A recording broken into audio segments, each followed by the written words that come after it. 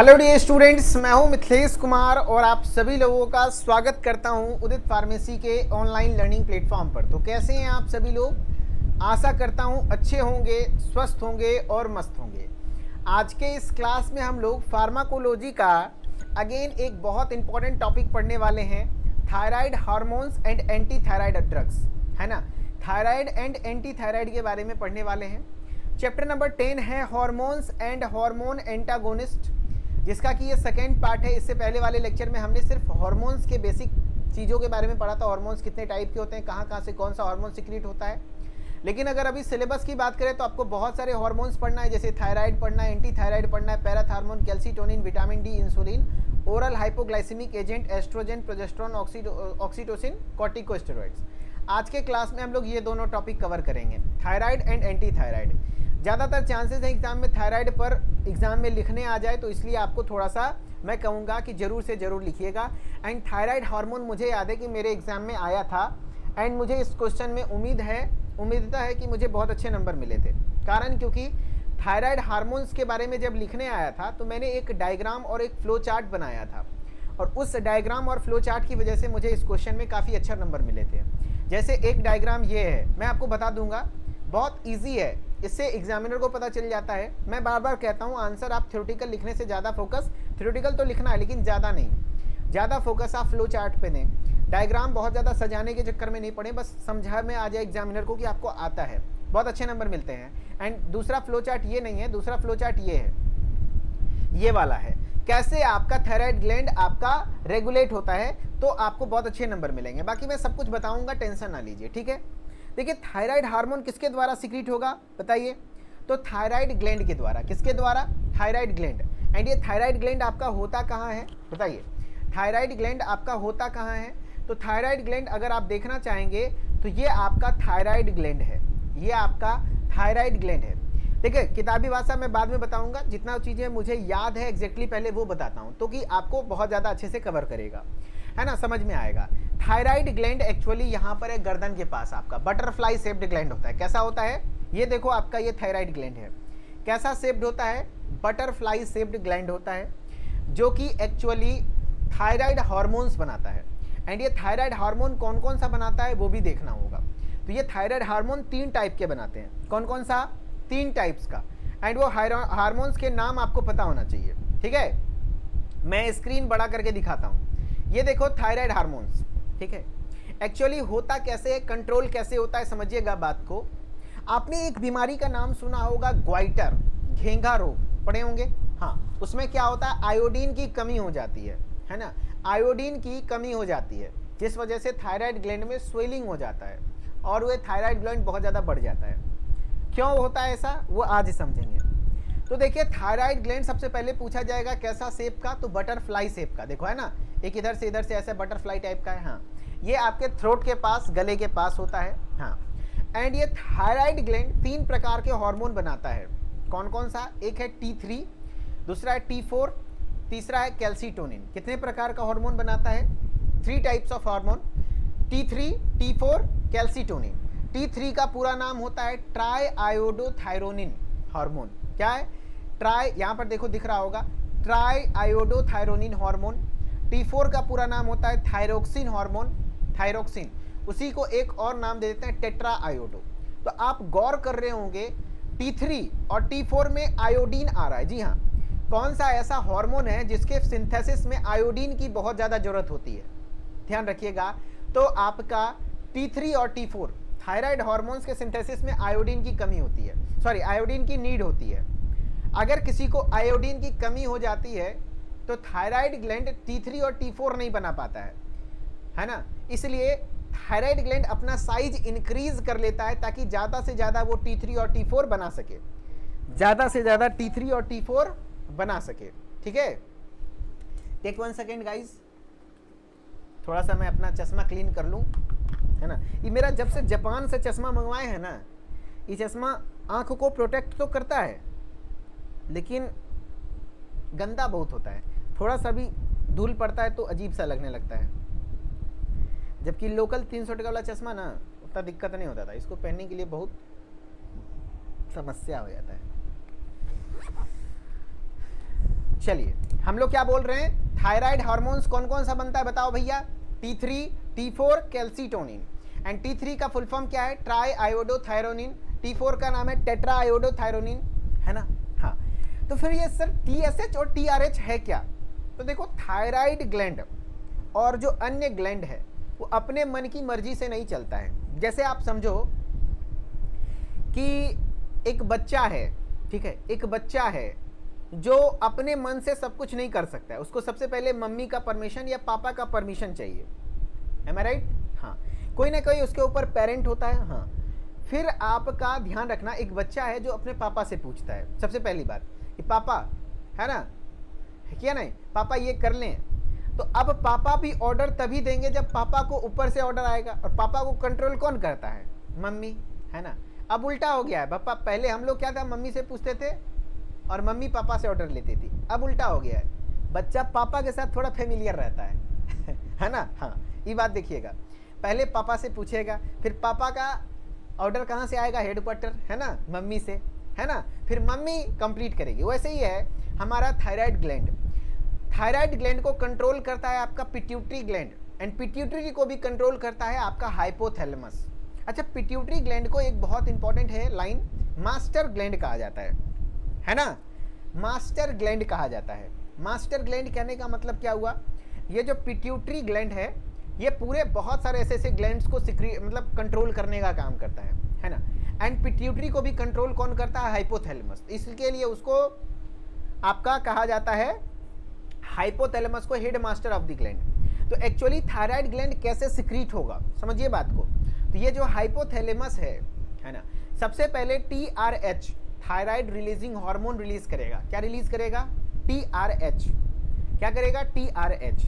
And TRH जब release होगा तो पिट्यूटरी का जो एंटीरियर साइड है, एंटीरियर साइड मतलब क्या हुआ, एंटीरियर पिट्यूटरी एक्टिवेट हो जाएगा, ठीक है। एंड एंटीरियर पिट्यूटरी एक्टिवेट करेगा किसको, थायराइड ग्लैंड को। कैसे, तो वो thyroid stimulating hormone TSH release करेगा। क्या रिलीज करेगा, TSH। एंड TSH जैसे ही रिलीज हुआ थायराइड ग्लैंड हो जाएगा खुश, है ना। हाँ, TSH खुश हो जाएगा क्योंकि इसको ऑर्डर मिल गया, तो अब ये रिलीज करेगा अपना क्या क्या, T3, T4, कैल्सीटोनिन। क्या क्या बनाएगा, T3, T4, कैल्सीटोनिन। यही फ्लो चार्ट एग्जाम में बनाना है, बहुत मजा आएगा, है ना। देखो, ये है मम्मी, ये है पापा, ये है बच्चा। मम्मी पापा को ऑर्डर दी, पापा बच्चा को ऑर्डर दिया, बच्चा खुश, ठीक है। हाँ, बना लो, है कि नहीं, ठीक है। तो आपका हाइपोथैलेमस TRH रिलीज करता है, थायराइड, देखो RH जहाँ भी जितने भी रिलीजिंग हार्मोन्स होते हैं वो सब हाइपोथैलेमस करता है। एंड वो एंटीरियर पिट्यूटरी एक्टिवेट होता है, TSH रिलीज होता है, जिससे कि थायराइड ग्लैंड आपका रिलीज करता है, सिंथेसिस करता है T3, T4 and calcitonin. And thyroid hormones के सिंथेसिस के लिए आयोडीन का काफ़ी ज़्यादा रिक्वायरमेंट होता है। एंड किसी को आयोडीन की कमी हो जाती है तो T3, T4 हार्मोन बन नहीं पाता, जिस वजह से थायराइड ग्लैंड अपना साइज बड़ा कर लेता है ताकि वो ज़्यादा से ज़्यादा T3 और T4 बना सके, है ना, और वो ग्वाइटर हो जाता है। तो ये बेसिक सा चीज़ था जो कि आपको पता होना चाहिए था, ठीक है ना, एक बार आपको पता होना चाहिए, ठीक है, ध्यान रखना। अब थायराइड हार्मोन्स की बात करते हैं, किस लिए इंपॉर्टेंट है थायराइड हार्मोन, मतलब हम लोग T3, T4 सबके बारे में बात कर रहे हैं, कैल्सीटोनिन तीनों के बारे में। तो ओवरऑल थायराइड हार्मोन जो होता है इसेंशियल है आपके बॉडी के नॉर्मल डेवलपमेंट और CNS के लिए, है ना, normal development of the CNS यानी सेंट्रल नर्वस सिस्टम। अगर किसी को, प्रेग्नेंट महिला को या तो किसी में थायराइड हार्मोन्स का मात्रा कम हो गया तो वो थोड़ा सा मेंटली रिटार्टेड हो जाता है, जिसको हम लोग क्रेटिनिज्म कहते हैं, एक बीमारी हो जाती है क्रेटिनिज्म, है ना, मेंटली थोड़ा रिटार्टेड हो जाता है, ठीक है। कह रहा इन एडल्ट में thyroid hormone maintains metabolic homeostasis and influence function of all organ system. लगभग हर एक ऑर्गन सिस्टम के फंक्शन को इन्फ्लुएंस करता है। एंड ऑर्गन सिस्टम मतलब डाइजेस्टिव सिस्टम हो, रेस्पिरेटरी सिस्टम हो, मेटाबॉलिज्म में हेल्पफुल होता है, ठीक है। एंड हाइपोथैलेमस रिलीज करता है TRH, thyroid releasing hormone, and stimulate करता है TSH को, है ना, भैया पिट्यूटरी को, जिससे कि वो TSH रिलीज करता है। एंड उससे ज़्यादा क्या, उससे क्या होगा, थायराइड क्या होगा, एक्टिवेट होगा एंड थायराइड सिक्रीट करेगा क्या क्या, T3, T4 and calcitonin. And it is a iodine substance. जो T3, T4 हार्मोन्स होते हैं वो कैसा सब्सटेंस है, आयोडीन सब्सटेंस है, उसमें आयोडीन होता है, ठीक है। चलो गुड, अब हम लोग बात करते हैं थायराइड हार्मोन सिक्रीट 3 हार्मोन्स, है ना, थायरोक्सिन जिसको हम लोग T4 भी कहते हैं, हाँ, T4 भी कहते हैं। एंड अगर फुल फॉर्म लिखोगे तो टेट्रा आयोडोथायरोनिन आप लिख सकते हो, थायरोनिन, ठीक है। एंड ट्राई आयोडो जिसको आप T3 कहते हो, एंड कैल्सीटोनिन, ये तीनों है। सिंथेसिस बहुत ज़्यादा नहीं पढ़ना है, वैसे हम लोग पढ़े थे डिटेल में, लेकिन आपको नहीं पढ़ना है ना। कह रहा thyroid hormones are synthesized and stored as amino acid in thyroid follicle.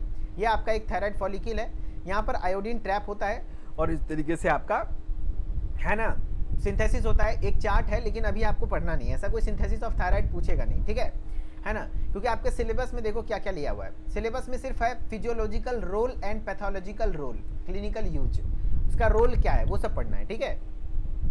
तो थायरोग्लोबुलिन मॉलिक्यूल के थायराइड फॉलिकल में आपका इसका सिंथेसिस होता है, ठीक है। चलिए, ठीक है, यही चार्ट है, इसकी कोई नीड नहीं है तो इसको मैं डिलीट कर देता हूँ, एक चार्ट एक जगह रहने दिया। हाँ, अगेन अब वही देखो कैसे इसका रेगुलेशन होता है, कैसे आपका regulation and control by anterior pituitary gland कैसे होता है। देखो, सबसे पहले आपके ब्रेन में आपका हाइपोथैलेमस है।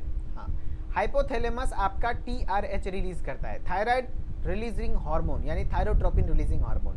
एंड वो आपके एंटीरियर पिट्यूटरी ग्लैंड है ना, आपके एंटीरियर पिट्यूटरी ग्लैंड का जो आगे वाला हिस्सा है, एंटीरियर पिट्यूटरी ग्लैंड, ठीक है। एंटीरियर पिट्यूटरी ग्लैंड को क्या करेगा, एक्टिवेट करेगा, तो वो क्या बनाएगा आपका TSH, thyroid stimulating hormone. And thyroid stimulating hormone आपका थायराइड ग्लैंड पर काम करेगा एंड उसको एक्टिवेट करेगा और वो T3 T4 रिलीज करेगा एंड वो टारगेट टिश्यूज तक पहुंचेगा, T3 T4 रिलीज करेगा, बनाएगा, ठीक है, गुड। एंड इसके फार्माकोलॉजिकल एक्शंस क्या हैं, तो ग्रोथ एंड डेवलपमेंट में हेल्पफुल होता है। T3 is responsible for physical growth, ध्यान रखिएगा, T3 हार्मोन है ये आपके रिस्पॉन्सिबल है फिजिकल ग्रोथ के लिए, है ना, बॉडी का हाइट, वेट, है ना, मोटापा, चौड़ाई, ये सब चीज़ों के लिए। जबकि T4 आपका नीड है ब्रेन डेवलपमेंट के लिए, ध्यान रखना। अगर किसी को T4 की कमी हो जाती है तो उसका मेंटली रिटार्डेड हो जाता है, ब्रेन डेवलप नहीं हो पाता। प्रेगनेंसी में भी T3 T4 का लेवल मेंटेन रहना चाहिए, है ना। T4 is essential for brain development, ठीक है। CVS कार्डियोवास्कुलर सिस्टम, ठीक है।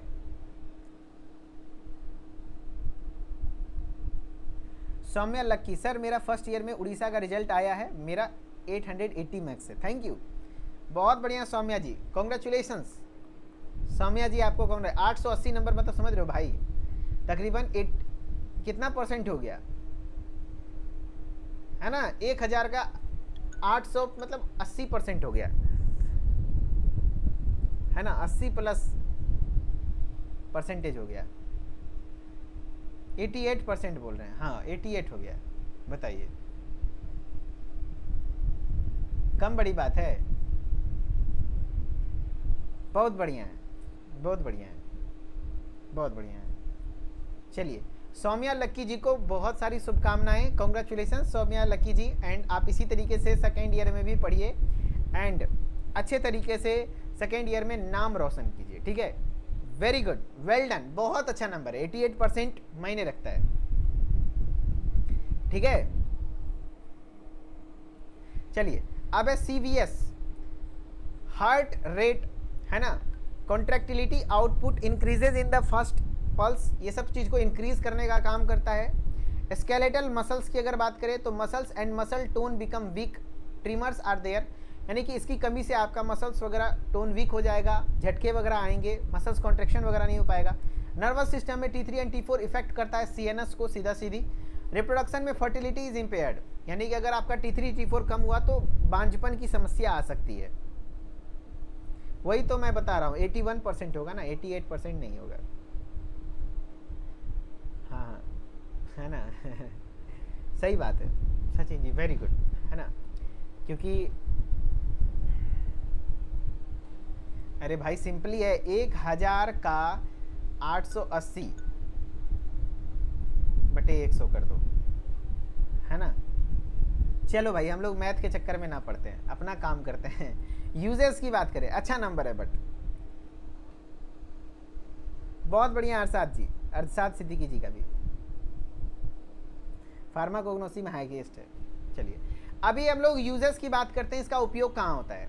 तो अगर किसी को एक है क्रेटिनिज्म नाम का डिसऑर्डर, जिसमें मेंटल रिटार्डेशन, तो मेंटली रिटार्डेशन होता है, क्रेटिनिज्म नाम की बीमारी है, वहाँ इस्तेमाल करते हैं। ग्वाइटर घेंगा रोग, इसमें आयोडीन की कमी हो जाती है, उस कंडीशन में इस्तेमाल करते हैं। मेंस्ट्रुएशन डिसऑर्डर, किसी को सही से समय से पीरियड्स नहीं आ रहा तो उस कंडीशन में भी इस्तेमाल किया जाता है थायराइड हार्मोन्स। एनीमिया में वगैरह में भी इस्तेमाल होता है, कॉन्स्टिपेशन वगैरह में भी कुछ। एंड हाइपोथायराइडिज्म, मिक्सोडीमा किसी को हो गया है, यानी कि हाइपोथायराइडिज्म मतलब हो गया थायराइड हार्मोन्स का मात्रा कम हो गया है, तो उस कंडीशन में भी इस्तेमाल होता है। ठीक है, चलो अब इसका जस्ट उल्टा एंटी थायराइड ड्रग्स। अगर किसी को हाइपर थायराइडिज्म हो गया है, थायराइड का मात्रा ज़्यादा हो गया है, तो उस कंडीशन में एंटी थायराइड ड्रग्स चलता है।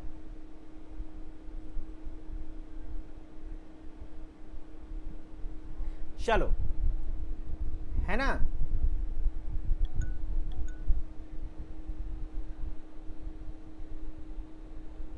चलिए स्टार्ट करें।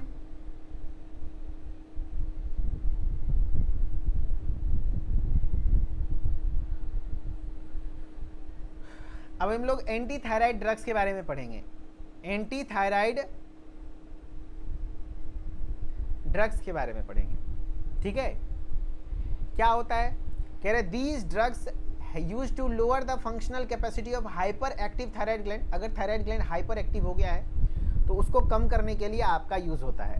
And thyrotoxicosis, excessive secretion of thyroid hormone, यानी थायरोटॉक्सिकोसिस एक टर्म है ना, जब हो जाता है थायरोटॉक्सिकोसिस, यानी आपका थायराइड हार्मोन ओवर सिक्रीशन होने लग गया है ना, एनलार्जमेंट हो जाता है थायराइड ग्लैंड का, तो उस कंडीशन में आपका एंटी थायराइड का इस्तेमाल होता है। And classification anti thyroid drug के कुछ इस प्रकार से हैं, जो कि इनहिबिट करता है hormone synthesis anti thyroid drugs में, है ना। देखो अब आपका अलग अलग प्रकार का होता है एंटी थायराइड। एक है कि हार्मोन के सिंथेसिस को इनहिबिट कर देगा, जिसमें एग्जाम्पल में है प्रोपाइल थायूरेसिल, है ना, मेथियामाजोल, है ना, कार्बिमाजोल। क्या क्या बताओ, प्रोपाइल, है ना, प्रोपाइल थायूरेसिल, मेथिमाजोल एंड कार्बिमाजोल, ठीक है ना। And inhibit iodide trapping. अब यह क्या हो रहा है कि आयोडाइड, ये भी थायराइड हार्मोन के सिक्रीशन को ही इनहिबिट कर रहा है, कहीं ना कहीं आयोडाइड का ट्रैपिंग नहीं होगा तो T3 T4 बनेगा क्या, बिना आयोडाइड के ट्रैपिंग के नहीं बनता है। तो आयोडाइड ट्रैपिंग को आयोनिक इनहिबिटर्स इसको कहते हैं, है ना, इसको आयोनिक इनहिबिटर्स कहते हैं। जिसमें आपके थायोसाइनेट्स आ गए, है ना, परक्लोरेट्स आ गया, नाइट्रेट्स आ गया। थायोसाइनेट SCN लिखा जाता है, ध्यान रखना, परक्लोरेट को ClO4, N nitrates NO3। And उसके बाद हो जाते हैं इनहिबिट हार्मोन रिलीज, एक जो कि हार्मोन के सिंथेसिस को रोकेगा, जिसमें आपके प्रोपाइल थायूरेसिल आ गए, मेथिमाजोल हो गया, कार्बिमाजोल हो गया। And inhibit iodide trapping, iodide trapping को इनहिबिट करे थायोसाइनेट्स, परक्लोरेट, नाइट्रेट वगैरह आ गए। इनहिबिट हार्मोन रिलीज, उसमें आपके आयोडीन आ गए, iodides of sodium and calcium हो गया, एंड ऑर्गेनिक आयोडाइड वगैरह आ गया।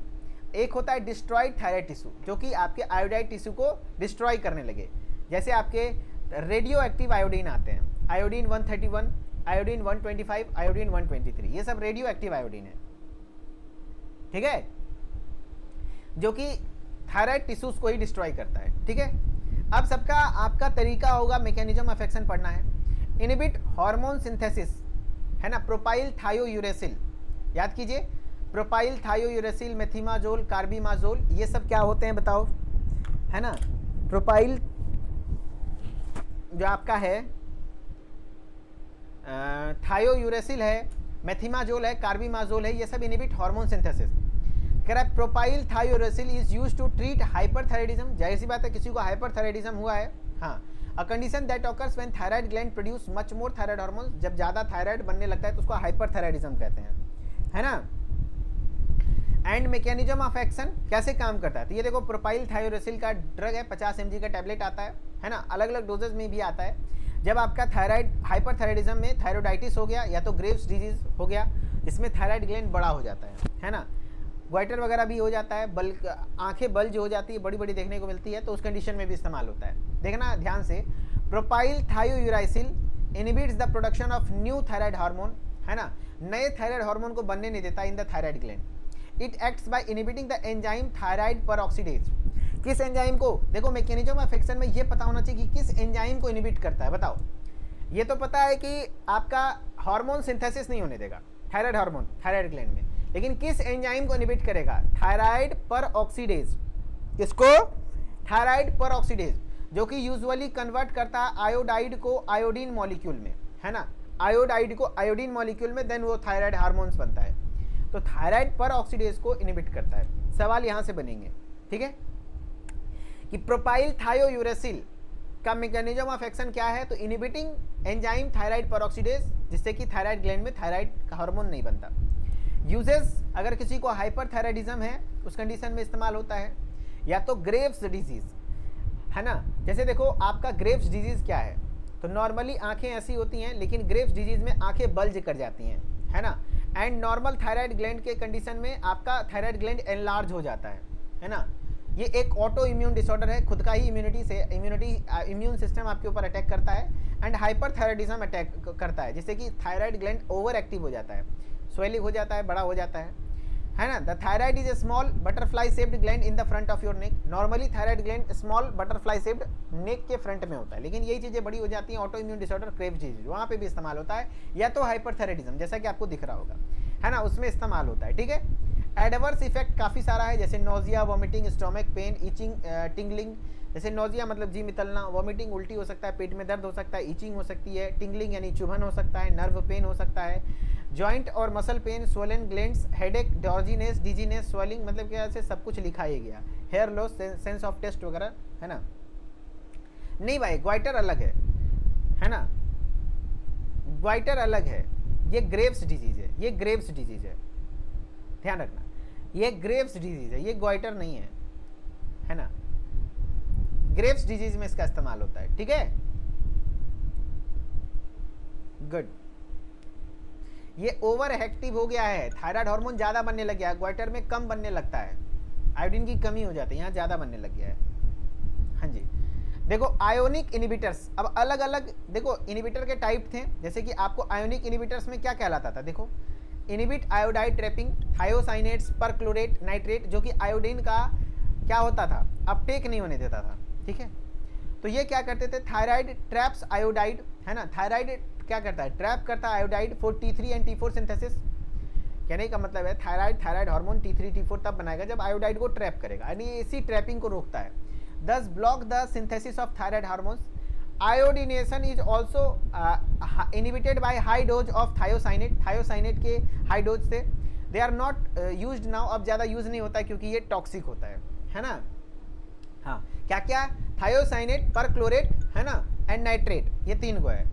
फिर है आयोडीन एंड आयोडाइड्स, है ना, जो कि आयोडीन एंड आयोडाइड्स ये है, देखो, है ना, जिसमें आयोडीन एंड आयोडाइड्स में जैसे आयोडीन हो गया, iodide of sodium and potassium, organic iodine, या तो रेडियो एक्टिव आयोडीन, ये सब इस्तेमाल होता है। तो iodine and iodides is the component of thyroid hormone but also the fastest acting thyroid inhibitor. ध्यान रखना, आयोडीन एंड आयोडाइड, ये सवाल आता है, सबसे तेजी से एक्ट करने वाला थायराइड इनहिबिटर कौन सा है? तो आयोडीन एंड आयोडाइड्स है, ध्यान रखिएगा, है ना। Iodine is the component of thyroid hormone का आयोडीन कंपोनेंट है, लेकिन ध्यान रखिएगा ये सबसे ज़्यादा थायराइड इनहिबिटर फास्टेस्ट है ना, ध्यान रखिएगा। एंड रेडियो एक्टिव आयोडीन, इसका तरीका यह है कि थायराइड टिश्यूज को क्या करता है, एक्चुअली ये कैंसर वगैरह में, थायराइड कैंसर किसी को हो गया, थायराइड बहुत ज़्यादा बढ़ रहा है तो उसके कंडीशन में मारता है, डिस्ट्रॉय करता है। Used in the treatment of over active thyroid hyperthyroidism, या तो certain type of thyroid cancer, वहाँ पर इस्तेमाल होता है। This treatment target thyroid cell को टारगेट करके उसको डिस्ट्रॉय करता है, ठीक है। चलो, तो थायराइड एंड एंटी थायराइड आपने पढ़ लिया, अब चलिए कुछ क्वेश्चन करिए, ठीक है। कह रहा है which thyroid hormone is primarily responsible for the brain development, बताओ कौन सा ऐसा थायराइड हार्मोन है जो ब्रेन डेवलपमेंट के लिए प्रीमियरली रिस्पॉन्सिबल है? आंसर करिए। T3 फिजिकल ग्रोथ के लिए होता है, T4 ब्रेन डेवलपमेंट, CNS के डेवलपमेंट के लिए। तो आंसर क्या हो जाएगा? बी। बहुत बढ़िया। What is the main purpose of anti thyroid drug? Anti thyroid drug का मेन पर्पस क्या है? एंटी थायराइड ड्रग का मेन पर्पस क्या है? To increase thyroid hormone production. Anti thyroid है तो ये नहीं करेगा, प्रोडक्शन को इंक्रीज थोड़ी करेगा, सप्रेस करेगा immune function, no. Lower the activity and over active of thyroid gland, yes, है ना, थायराइड ग्लैंड को ओवर एक्टिव को कम करता है, ठीक है। चलो, which of the following drug inhibits thyroid hormone synthesis? इसमें से कौन सा ऐसा ड्रग है जो थायराइड हार्मोन के सिंथेसिस को रोकता है? देखना ध्यान से, levothyroxine, methimazole, iodide of sodium, radio active iodine, ये सब एंटी थायराइड है, ये तीनों एंटी थायराइड है। लेकिन बताओ भैया थायराइड के मतलब विच of the following drug inhibits thyroid synthesis? तो थायराइड मेथिमाजोल, देखो हमने बताया था मेथिमाजोल, कार्बिमाजोल, मेथिमाजोल, प्रोपाइल थायोरेसिल, है ना। गुड। नेक्स्ट है which of the following is the fastest acting thyroid inhibitor? Fastest acting methimazole, propyl thiouracil, carbimazole, तो आयोडीन हो जाएगा आंसर, आयोडीन आंसर हो जाएगा सी, आंसर हो जाएगा सी। ठीक है। The thyroid gland secrete all of the following except, thyroid gland कौन सा सिक्रीट नहीं करता है? एक्सेप्ट वर्ड है, कौन सा सिक्रीट नहीं करता है बताओ, कौन सा सिक्रीट नहीं करता है थायराइड ग्लैंड?